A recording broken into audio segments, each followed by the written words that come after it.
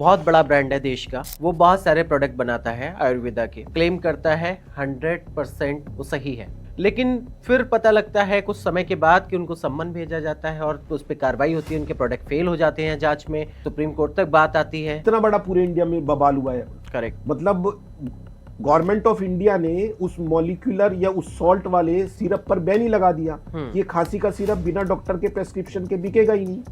ऐसा तो आप हॉस्पिटल्स में भी सुनते हैं कि डॉक्टर ने डेड बॉडी को 3 दिन के लिए रखा, पैसा तीमारदार से लेते रहे और या फिर डेड बॉडी नहीं दी, या फिर हम एक हॉस्पिटल से दूसरे हॉस्पिटल में गए तो वहां जाके हमें पता चला कि सर ये बीमारी है ही नहीं। राइट।